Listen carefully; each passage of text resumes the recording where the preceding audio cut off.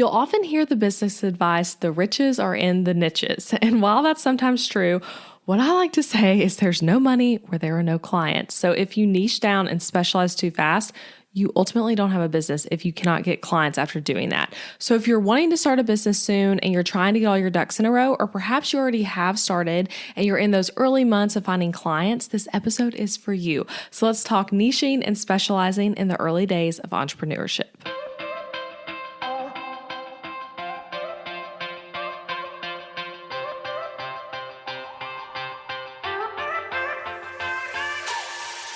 Hey guys, I'm Elizabeth McCravey, an online educator for entrepreneurs, website designer, wife, boy mom, and your host for the Breakthrough Brand podcast, the show that's all about pulling back the curtain on how to actually build a successful business.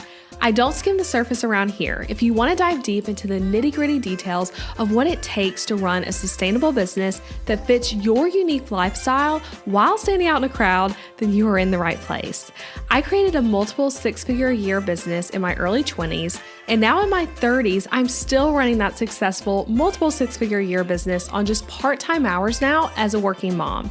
I'm here to share everything I've learned and everything I'm still learning because I believe that the keys to building a thriving business should never be a secret. Here you'll find episodes that are actionable, direct, and fun, like friends chatting business over coffee, and a fresh, honest take on the reality of being an entrepreneur. If you're ready to master online marketing, website design, personal branding, mindset, time management as a busy parent, scalable and passive income, and business strategy, then this is the podcast for you. It's time to build your breakthrough brand. Let's do this. All right. Hello, guys. I'm so excited for this episode about niching or niching. Niche or niche. That is a debate of which was the right way to say it. I say it literally both ways, as you already heard me do in the intro. But really excited about this topic. This is actually one of the first episodes I'm recording in real time, the third actually, since having my second baby Ethan. So I recorded his birth story a few episodes back, and then another episode about my book club. And now I'm back to just recording episodes in real time. My maternity leave episode batch is over. So it feels fun being back. And I'm recording this literally during nap time right now. So let's hope we get through it. So anyway, just want to say that. And I'll have some episodes coming soon too about like what maternity leave's been like and life adjusting with two and some things like that. So let's get into the episode though. First, to start on this topic, I want to say congratulations. If you're starting a business on your plans and desires to start a business, I want to keep this part short, like super short, like 20 seconds, but I feel like it's worth saying because when you're in those early days, it can be really stressful. You're probably not told this enough, but it's so huge, so exciting. And if you end up anything like me, you will look back super fondly on those early days and years later, after your business has grown and changed a lot. So I'm 9 years into this business thing, and I often look back on those early days that in the moment felt really hard and confusing. And there were so many ups and downs. And I just look at it with such fondness over like how I put myself out there, took chances on myself, was super scrappy. And it's just really amazing. So you are doing that now. So go you. You're going to look back on this with really sweet memories of it, and you're crushing it in the moment. So whether you're starting this thing straight out of college, or maybe you're leaving a 9-to-5 you've been in a long time, or you're a stay-at-home mom starting something on the side, I just want to say you're crushing it. And I hope this advice on this very specific topic is helpful to you today, because this is something that you're going to be thinking about a lot when you're starting your business. This is like a big decision you have to make from a marketing perspective of what kind of clients, what kind of projects you're doing, who you're talking to, all of those sorts of things.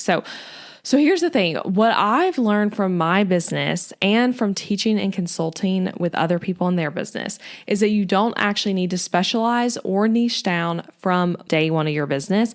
And it's okay. And I would add, might be really smart, might be the smarter way to do your business, but I'm going to argue to be more wide range at first when it comes to your niche and your specialization. So like I said in the intro, you often hear the phrase, the riches are in the niches, okay? And that's what people mean is like the more specific you get, the more money you're going to make. And I do think that's true in the longer term time of your business. but not on day one. And so I say back to that, there's no money where there's no clients. And that's what we have to think about on the early days of starting our business, because to get clients at first, you really need to cast that wider net. So I teach on this extensively inside my course, Book.Designer. If you've taken that course, some of this might sound a little bit familiar even, but that course has helped hundreds of designers get started in the starting phase to actually get clients, like how to get clients early on when you're brand new to your business. So if you're a designer, check out that course. I'll put the link in the show notes, but it's elizabethmccravey.com/BOD and you'll get all the info there. But this is kind of what I teach in there. So there's 2 ways that you can get more specific with who you're marketing to in your business. So this is the way I describe it. Other people might kind of describe it differently, but one way is your niche or niche, however you want to say it. And that is who you are working with, like the type of client you want to be working with. Maybe it's a specific business type if you're B2B. Maybe it's a specific type of person and things they would want to desire and buy, like that kind of ideal client profile. So that's what that is. And then your specialty, which would be the specific services you provide. So just to do an example of each, to describe this as a design business. So maybe the niche for this design business would be a designer who works with just online course creators. Okay. So that's their niche. The specialization is that for those online course creators, they are designing websites only on Showit. Okay. So those are very specific. And again, that's not what I recommend starting with. Okay. I would not recommend getting that specific to start when you're a brand new business owner. Why? Because you will struggle to get clients when you're too specific, too quick, because you need to have more wide range to get all the different people who might be ready to work with you. So another quick example, though, using a different industry, the niche could be a copywriter who works with software companies, and the specialization would be SEO, blog posts, and SEO strategies. You can even think of the specialization as like maybe sometimes your services, but also just like what you're doing generally. So yeah, I'm gonna get into it more of that if any of that feels confusing. But to talk through this more, let's get into 3 reasons why I recommend not getting too specific too quickly, and I'll share more examples throughout. So the first reason, you probably don't know who exactly you want to work with yet or what services you prefer anyway. And so I think, again, if you're in those early days of your business and you're considering starting a business, you might actually feel this tension I'm talking about of you're like, okay, I'm supposed to niche down, I'm supposed to specialize, but like, wait, I'm not sure what I want to do yet. Like I know generally what I want to do, but like there's all these different things I feel like I'm skilled at and I'm not sure which one I prefer. So if you're anything like I was, again, other women I've coached around this stuff, you don't know exactly who you want to work with and what you want to do. You know what skills you have and what interests you have. Like maybe you're coming to this business from a 9-to-5 and you know you have skills from that and you know you have interest from that, but you're like, I need to like work with some real clients and do real projects. Like I think I might like, to use an example, SEO, blog post copywriting, but like I might actually prefer writing sales pages. I'm not sure. So you need that time of working with real clients on real projects to really get that figured out. So that's the first reason you probably don't know yet. So this actually just helps you figure it out. This is the figuring it out time in your business where you're going to figure out what you like doing the most. And this helps you with that.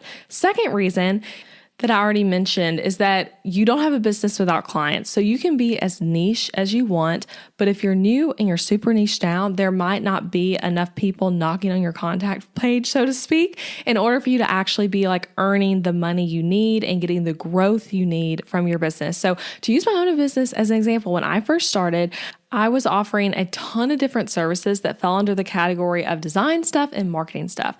And so like to give you a little rundown, I'd manage your social media. I would design your website. I would design your brand. I would make your brochure or your restaurant menu or billboard. I did all those types of things.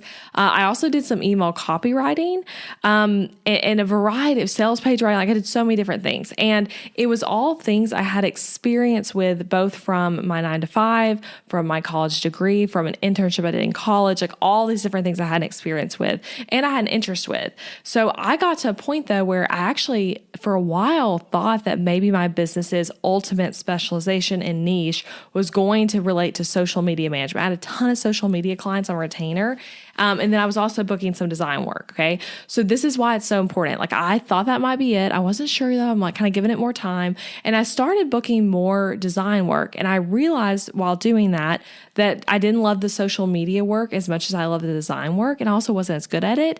And it did not fit as well into the lifestyle I knew I ultimately wanted, because I knew I wanted to be a mom and be able to work from home while also being with my kids. And the social media management vibe, especially now, but like even back then, like you're always like kind of on your phone posting all the time. I did not want that.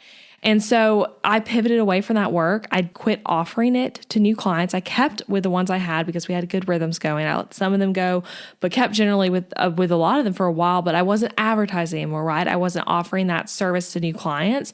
And then I started to specialize more to brand and web designers. But get this, if I did not start with all those social media retainer clients, I would not have had enough money to do this thing. Those consistent clients were what was helping pay the bills.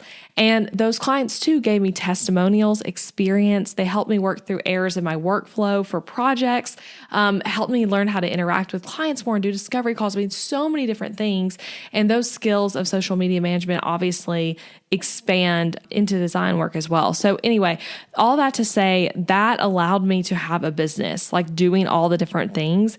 And every month varied so much, right? Like I might have one month where like the main income is coming from a brand and web design project.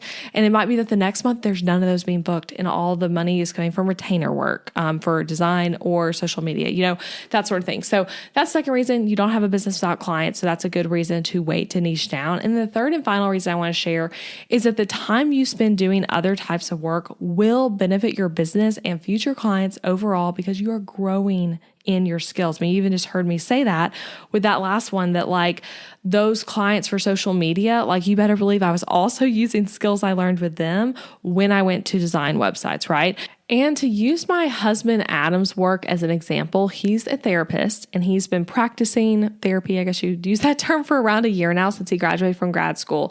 And he did exactly this advice I'm sharing in this episode. And this was advice I gave him then a year ago when he started doing this. And it worked wonders for him. So he took on all types of clients to start, right? All types of people and problems they're wanting to see for therapy, right? Which led him to discovering what types of issues he wanted to specialize in. It also helped him immediately bring in income because he was able to get clients really quickly and help them and work with them. And then this final point, all that variety, we were literally talking about this morning, like will help him so much in the long run as a therapist. So like if he specializes, let's say in marriage counseling, that's one of the things he does, he still gained so many skills from working with adolescent males or single adult women that he can bring in to marriage counseling. So like all those skills are growing you. And this is also true of your business, just like it is of his and like it was of mine. So just remember that, like if you're working with someone, you're like, man, like this project's paying the bills right now, but maybe this is not the kind of client you want to work with long-term. Or maybe you're feeling like, gosh, I thought I would like doing websites, but I don't. My favorite thing is brand. Your time doing that website is going to help you as a brand designer. So just things to remember. I'm going to recap those 3 reasons. I have a few more thoughts for you on this as well to help out. But the first one, again, why I recommend not getting too specific too fast. You don't know who exactly you want to work with yet, right? Or what services you prefer. So this is your time to figure it out by not getting super specific yet. 2, you don't have a business when you don't have clients.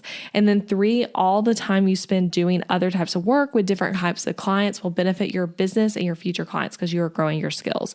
So you can cast a wider net and then go more niche later. And again, that's not only something you can do, it might actually just be the smarter business decision. So don't feel bad for like quote unquote bad for going wider in your offerings to start. Don't feel like you're like, wait, I'm supposed to be so niche. Why am I offering all these things? We hear the term too of Jack of all trades or Jane of all trades and master of none. That's not what we're talking about here. Like you will over time remove services and get more and more specific in what you're offering. But this is a smart way to start your business, start your service business. So don't feel bad or like you're going the wrong direction. If you take on a project and realize it's less than ideal, it's all learning and growing. And the only mistake you can make, I would say, is not casting a wider net to start so that you can learn quickly, get clients quickly and all of that. And then another mistake would be not to eventually specialize some. Okay. I truly though, I mean, you can kind of hear this when I shared a little bit of my story, but I would not be where I am today in my business if I had not started off being that girl who's like, give me your billboard design, give me your restaurant menu, I'll do your website, I'll do your copywriting. All of those things brought me to where I am today and helped me learn like what I was best at and what I wanted to focus on more. So truly would not be here without offering so many services. So I hope this short little little episode and this advice gets your head spinning and gives you good ideas and helps you have more clarity around like who you're marketing to and your messaging as you start your business. I also wanted to throw out, I have a freebie that will be helpful to you as a new business owner. It's a completely free guide on my website.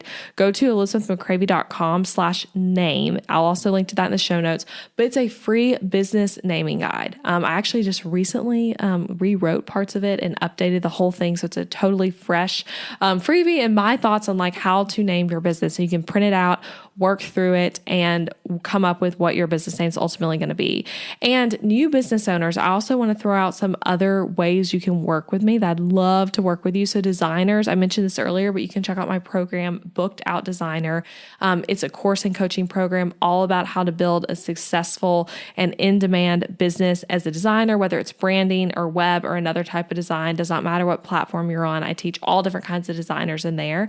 And then if you're any type of small business owner looking for your very first website, which, oh my gosh, talk about exciting memories for me and fondness. Check out my Show It template shop though. I have a really easy to customize DIYable templates there, website templates that are built to help you stand out. They're really SEO friendly, so you can get found online, and they're just really pretty and strategic as well. So that's at elizabethmccravey.com/shop. And then if you know podcasting is something that you want to do at the very start of your business, maybe you're an avid podcast listener like me, check out my course, Podcast Success Blueprint. That will help you get started, get your podcast up and running, and help it be a significant revenue stream and lead source for your business. So anyway, that's it. A lot of things there, but I hope this episode's so helpful. I'll be back next week with another episode to help you as you grow your business. All right, bye guys.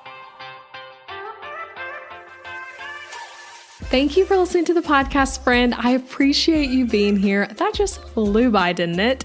Hey, if you enjoyed this episode, I really want to encourage you to check out my website where you will find tons of resources to help you grow a profitable and sustainable business. Over on elizabethmccravey.com, you'll find things like free workbooks, guides, quizzes, lock screens, and checklists to encourage you in your business, help you grow, and give you practical solutions to many business problems. You'll also find my top business tools. Like, yes, I literally list out all the major ones for you on my website. And I even have a lot of special discounts and offers for you guys to snag as you try these products, services, and softwares.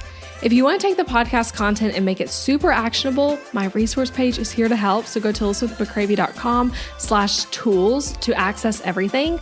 I hope you have fun exploring all of it over there. And if you loved this episode, leave a rating and review for the show wherever you're listening, or share with a friend. That's a great way to support the podcast, and I appreciate it so much. Thanks again so much for listening. I'll be back next week with a new episode. Bye for now.